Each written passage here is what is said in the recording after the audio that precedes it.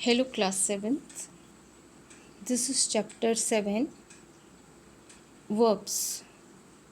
What do you mean by verbs? Verb is a word used to describe an action, state or occurrence. A verb is a word which says something about a subject. All verbs fall into some time frame. A verb is one of the most important parts of the sentence. It tells the subject's action, events, or state of being. It is always found in the predicate of a sentence. So let us take transitive and intransitive verbs. See this. Transitive or intransitive. If the verb has a direct object, it is transitive. If it does not, it is intransitive. Some verbs will be both transitive and intransitive. It depends on how the verb is used. If the verb has an object, it is transitive, and if it does not have an object, it is intransitive. See this example. The parents laughed heartily. Now here the laughed word is verb and heartily is an adverb. This is not a noun, and if the after the verb noun is not given, that is known as object also, it is intransitive verb. See the second. The parents found the treasure. Now found is verb here and the treasure is answering the question what the parents found. So the treasure is direct object. It is non-living thing. So this is direct object, and if it is living thing, then you have to mention it as indirect object.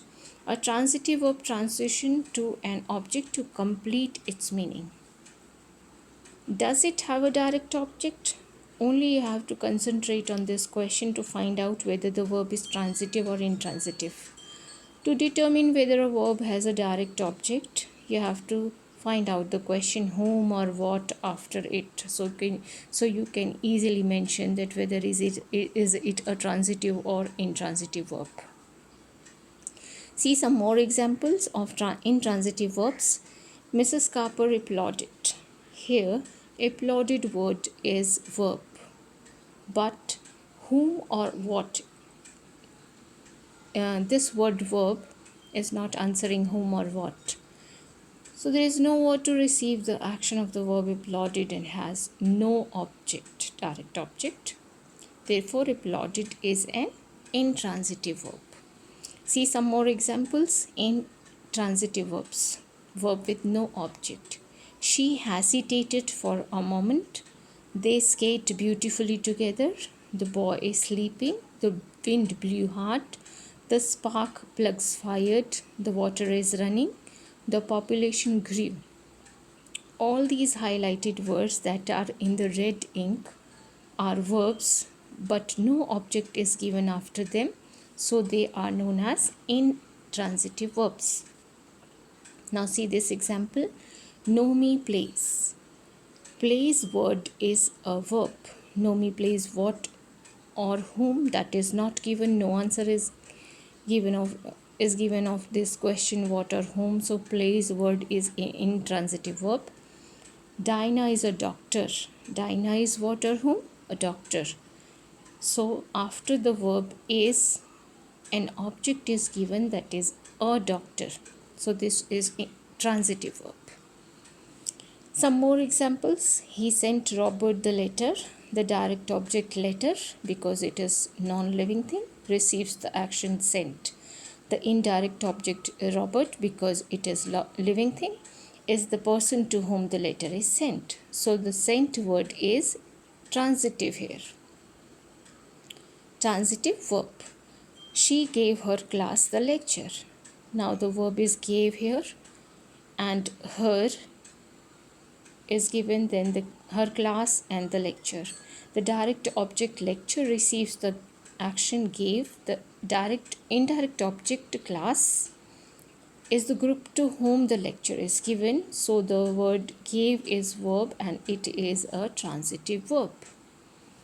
More on transitive verbs. A transitive verb can also have an indirect object. It is not necessary that a transitive verb only contains direct objects that precedes or comes before the direct object. The indirect object tells to or for whom the action is done, although the words to and for are not used. Why it is important? You can only make passive sentences with transitive verb. You cannot make a passive sentence with an intransitive verb. Now come to the next section, that is auxiliary verbs. Auxiliary verbs means primary auxiliaries and modal auxiliaries. An auxiliary verb is used to add functional or grammatical content to the information expressed by another verb considered to be the main verb. See this.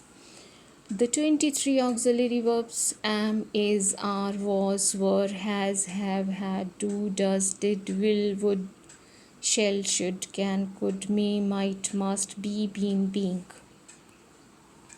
See some examples here. I am writing a book. Here am is a helping verb and writing is main verb over here. He has done the work. We will be there in a minute.